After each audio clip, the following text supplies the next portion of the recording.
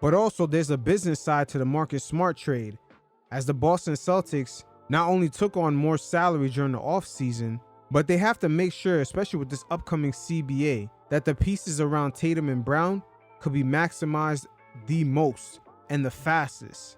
Because just them two being together, it might not even last that long, because the more the Celtics operate under the cap year after year, not only is it hard for them to pick up new players, but they'll begin to lose future draft picks to improve their teams 7 years out.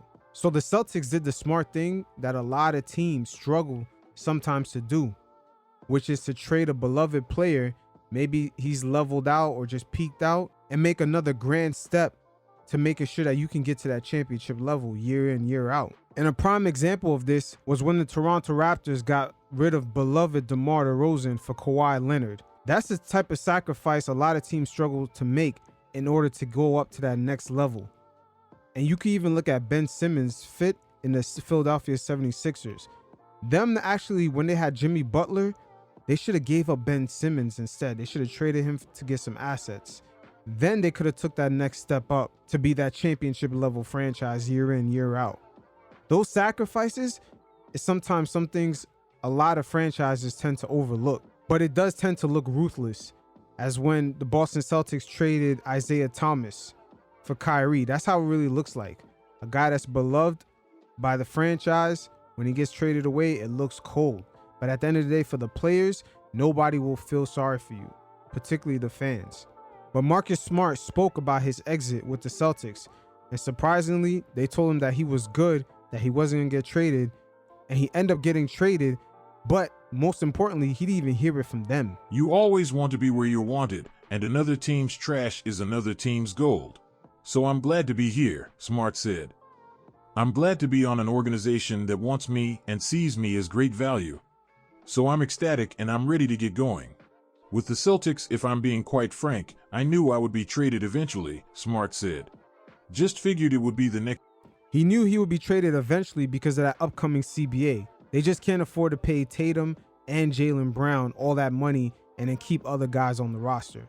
And next season, Tatum is up for big money also. So that's where it tends to get tricky starting in 2026. I'm glad to be on an organization that wants me and sees me as great value. So I'm ecstatic and I'm ready to get going.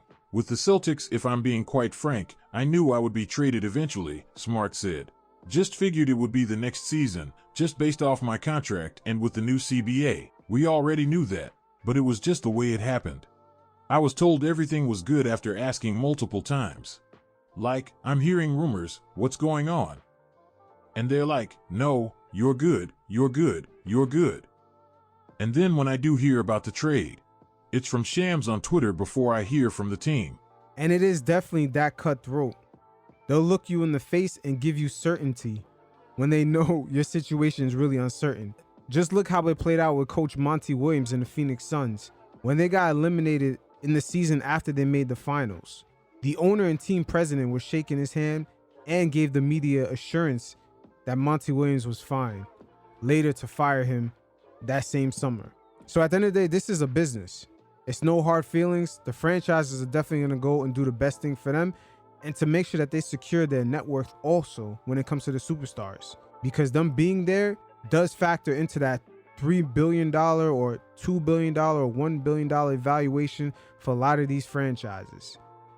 And some of the new owners buying these teams for $3 billion, best believe they're looking to flip these teams again for $6 billion. But the only way to do that is to add more value to the franchise. As going back to the Phoenix Suns, their owner is the only one that purchased the team for about $4 billion, and they're actually worth a little bit less than what he bought them for today. But he's spending the most money as he acquired Bradley Beal and Kevin Durant.